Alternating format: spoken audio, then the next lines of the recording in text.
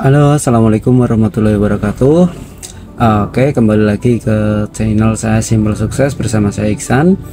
Oke, kalau di video sebelumnya saya udah menjelaskan siapa saya sebelumnya, dan saya ingin sharing nih ke teman-teman karena sampai sejauh ini masih banyak banget yang WA saya tanya seputar GrabFood, seputar ShopeeFood, seputar GoFood. Gimana sih caranya berkembang? Karena emang sebelumnya saya bekerja di beberapa platform tersebut dan memiliki beberapa pengalaman di bidang penjualan online yang mau saya sharingkan ke teman-teman agar penjualan onlinenya nanti bisa konsisten atau mungkin minimal bisa naik lah kayak gitu.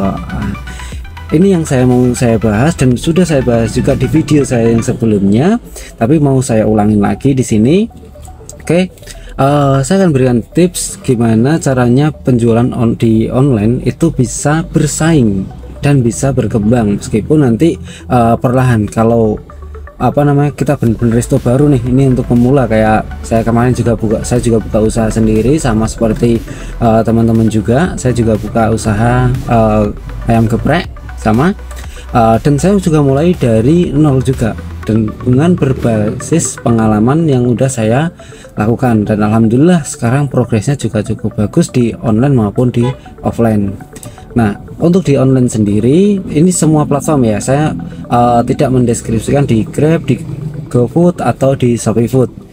Trik yang saya pakai ini ada beberapa. Nah, oke, yang pertama kita harus menentukan jam operasional kita itu mau operasi di jam berapa, dan itu harus konsisten, jangan dirubah-rubah ya. Kalau mau libur ya jangan ditutup jamnya, buatlah jadwal libur. Oke, misal nih kalau punya saya contohin punya saya sendiri. Kalau punya saya open di jam 7 pagi sampai di jam 9 malam. Oke, dan itu saya aktif Senin sampai Minggu atau setiap hari, saya nggak ada liburnya kayak gitu. Nah, itu jangan dirubah sama sekali atau jangan sering-sering dirubah, kecuali memang ada peraturan dari pihak terkait yang harus merubah jam operasional. Contoh waktu COVID kemarin itu harus merubah jam operasional. Nah, itu bisa dirubah. Nah, rubah jam operasional ini jangan dadakan. Hari ini semua jam 7 sampai jam 9, besok mau tak rubah jam 8 sampai jam 3. Itu algoritmanya nggak akan ketemu dan resto Anda pasti akan tenggelam. Itu tidak akan masuk ke rekomendasi nantinya. Itu yang pertama ya, jam operasional jangan sering dirubah. Kalau mau libur buatlah jadwal libur, jangan ditutup jam operasional harinya. Oke, yang kedua, foto profil atau foto resto itu harus semenarik mungkin. Nah, jangan foto logo resto Anda. Oke, garis bawah sini ya, jangan foto logo. Karena apa? Konsumen itu banyak dan mereka mencari makanan yang diinginkan. Kalau dia hanya melihat logo, ya kalau logo kita sudah terkenal ya, kalau kita udah gede gitu ya, kita udah legend, kita pasang logo aja orang udah tahu. Nah, kalau kita masih baru, benar-benar baru, jangan pasang logo. Oke, pasanglah foto makanan yang menarik. Boleh foto sendiri dari HP kita shoot sendiri produk kita, boleh, itu malah lebih bagus lagi. Dan cari yang proporsional yang sangat bagus yang bisa menarik, kasih embel-embel juga diskon berapa persen kayak gitu ya di foto profilnya itu agar orang lihat tuh menarik juga gitu. Kalau tidak memiliki foto menu, Grab juga sudah menyediakan di aplikasi Grab Merchant. Kalau Gojek sama Shopee itu masih belum. Kalaupun tidak ada juga bisa ambil dari Google, nggak apa-apa. Yang penting ada foto menunya tersebut. Oke, masih dibahas seputar foto menu atau foto profil ini. Berikanlah foto yang sesuai jualan Anda. Nah, ini saya sering nemuin nih kasus-kasus yang sering saya temuin masalah foto profil ini. Mereka tidak sinkron dengan apa yang mereka jual. Dia jual jus, foto profilnya nasi pecel, itu pernah saya temuin. Dan ada yang jual nasi goreng tapi foto profilnya es teh. Siapa sekarang yang tertarik dengan hal itu? Terus yang memberikan foto logo, karena wajar ketika kita nggak tahu ya, karena kita baru buat resto, kita buat logo dan lain-lain, kita bangga dengan logo itu, dan kita uploadlah foto itu sebagai foto profil di marketplace kita atau di jualan online kita. Nah itu jangan, itu yang sering sekali saya lihat kesalahan di teman-teman yang baru buka resto di online. Oke, itu yang kedua. Yang ketiga itu foto menu itu nggak ada. Nah foto menu itu nggak ada, jadi kita mau belinya itu apa gitu. Kita posisikan sebagai konsumen. Kalau kita mau belanja, kita mau beli nih, nah aku lapar nih mau beli ayam geprek. Nah ayam geprek ini isinya apa aja, itu nggak ada fotonya. Nah ada di situ harus tertera, ada nasi, ada ayam geprek, ada sambalnya, ada apa. Nah itu harus kelihatan, visualnya itu harus ada, sehingga konsumen ketika mau beli itu dia tahu, oh ini yang aku dapat tuh ini. Lebih bagus lagi dikasih deskripsi menu, itu lebih bagus lagi. Kasihlah deskripsi menu sehingga konsumen tahu aku beli ini dapatnya tuh ini gitu. Dan resto harus tanggung jawab dengan deskripsi yang diberikan, jangan sampai kurang, karena nanti menimbulkan komplain yang sehingga membuat ratingnya jelek, dan itu mempengaruhi performa kedepannya untuk restonya. Oke ya, jadi foto menu itu wajib harus ada, dan di semua platform itu sudah memberikan rating. Ketika resto kita kelupaan ya, semua saya lupa nih, ada beberapa menu yang tidak saya kasih di semua aplikator baik Grab, Gojek sama Shopee itu sudah memberikan notifikasi kalau kita harus segera melengkapi foto menu kita agar performa kita bisa naik. Itu juga sudah ada. Nah mohon itu juga diperhatikan ya teman-teman, sehingga konsumen nanti bisa tertarik nih ketika mau beli di kita. Oke. Terus deskripsi menu itu juga penting juga ya, yang seperti saya sebutkan tadi itu. Oke. Yang keempat, nah yang keempat ini menurut saya cukup kita harus punya apa namanya beberapa menu coret atau promo mandiri. Oke. Sepengalaman saya, sharing ya, pengalaman saya dulu ketika menangani beberapa resto, promo mandiri ini atau promo coret ini itu cukup bagus untuk mendongkrak penjualan di awal-awal. Nah jika teman-teman itu belum mendapatkan tawaran dari aplikator baik GrabFood, Shopee Food maupun GoFood, belum mendapatkan tawaran promo dari mereka, ini harus membuat promo coret.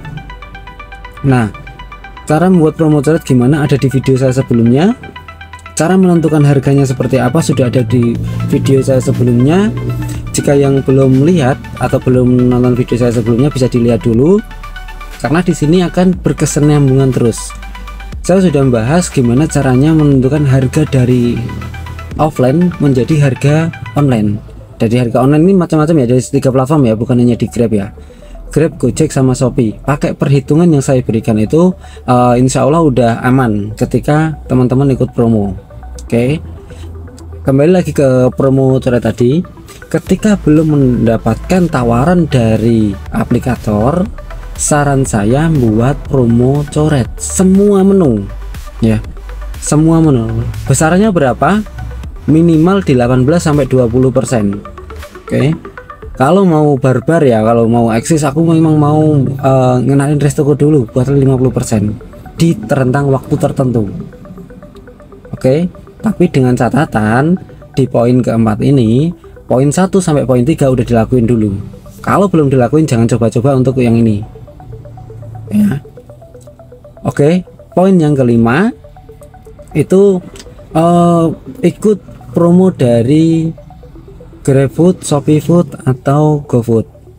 Nah ini macam-macam nih perhitungannya, dan mereka itu takut, teman-teman banyak yang takut kan, yang WA saya ini gimana perhitungannya, karena nggak tahu perhitungannya ya mungkin ya, dan takut isu dari luar dari teman-temannya karena rugi dan lain-lainnya. Oke, orang yang bilang rugi itu kebanyakan yang saya temui tidak membaca deskripsi dari tawaran promo tersebut. Kalau membaca deskripsinya, dia tahu perhitungannya, insya Allah nggak rugi. seperti yang resto saya lakukan, saya aktif di tiga aplikator dan semuanya alhamdulillah jalan, dan saya tidak pernah minus, kecuali coba-coba ketika ada iklan ya. Kalau iklan kita bahas di video yang berbeda nanti. Oke, kalau untuk promo ini kayak di GrabFood, ShopeeFood, dan GoFood itu sudah ada deskripsi jelasnya, cara perhitungannya juga sudah ada di situ, dan saya juga sudah membuatkan video gimana caranya menghitung promo yang ada di GrabFood, di GoFood, dan di ShopeeFood. Oke, itu wajib diikutin karena apa? Algoritma dari aplikator itu akan memprioritaskan yang mengikuti promo. Ini khusus untuk yang resto baru atau baru yang berkembang ya, bukan resto legend. Kalau resto legend itu udah berapa puluh tahun atau belas tahun dia udah ada sebelum aplikator ada ya. Itu mereka biasanya tanpa promo pun udah jalan, udah bisa jalan karena mereka udah punya konsumen yang loyal. Ini yang kita bahas adalah resto baru dan teman-teman yang mau berkembang atau baru banget 1 atau 2 tahun yang kita baru punya resto. Kalau resto legend mungkin video yang kayak gini nggak penting juga sih gitu. Oke, untuk itu promo di aplikator itu wajib ikutin itu biar kita bisa berkembang. Kebanyakan tuh nggak mau ikut promo, akhirnya dia sepi, merasa sepi, nyalahin aplikatornya, nggak guna, jualan di online, akhirnya mereka tutup. Dan itu yang sering saya temukan di lapangan ketika saya waktu masih kerja di aplikator menangani beberapa resto, dan kasusnya seperti itu. Dan mereka merasa percuma kayak gitu, padahal ada poin-poin yang belum dicukupin. Oke, yang terakhir, yang nomor 6. Yang nomor 6 ini iklan tadi. Algoritma setiap aplikator itu berubah setiap tahunnya. Oke ya, saya jelasin. Di tahun 2019 2020 kita resto itu hanya membuat promo coret aja, yang poin yang tadi sebelumnya, promo coret aja dengan promo coret yang difasilitasi oleh pihak aplikator itu udah gacor banget.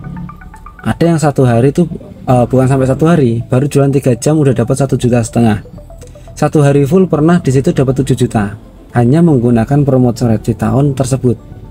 Tapi setelah tahun 2020 2021 itu ada sistem patungan yang mungkin sampai saat ini masih ada juga di beberapa aplikator. Sistem patungan, jadi aplikator ngambil berapa, resto berapa. Nah, orang atau resto yang tidak mengikuti perkembangan tersebut dari aplikator, dia pasti akan ketinggalan. Si resto A ini dia gacor banget ketika buat harga promo coret di tahun 2019-2020. Di tahun 2020 2021 si B ini ada si B ini masih mengikuti cara si A, hanya menggunakan promo coret karena si A ini udah bilang nih promo coret aja itu gacor gini-gini. Nah, ketika itu si A ini ternyata udah pindah nih ke promo patungan. Nah, si B ini masih tetap di situ di promo coret. Akhirnya si A tetap gacor, si B ngeluh. Nah, si B ini akhirnya dia nggak bilang jelek-jelekin aplikasi lah, udah ngikutin promo-promo tapi nggak berkembang gitu. Nah, dia ngikutin hanya promo coret aja. Nah, itulah perkembangan dari aplikator itu. Kita harus update dan kita harus ikutan. Kita harus ikut itu agar kita bisa berkembang. Di tahun selanjutnya aplikator juga mengeluarkan biaya promo yang naik komisi, dan ada 2 opsi, naik komisi dan naik patungan. Nah, ikutilah yang terbaru, dengan perhitungan yang baru. Kalau emang restonya belum dihitung sesuai yang di awal, bisa dihitung lagi. Nah, itu harus diikutin juga, pakai yang metode yang terbaru agar resto Anda tetap masuk dalam rekomendasi dan masuk ke algoritmanya dari aplikator kayak gitu. Oke. Terus yang iklan yang update terakhir di tahun kemarin dan tahun ini itu ada semua platform memiliki iklan. Nah, iklan ini cukup membingungkan ya bagi teman-teman ya. Jadi masih banyak banget yang bingung dengan skema iklan ini, baik itu di GrabFood, baik di ShopeeFood ataupun di GoFood.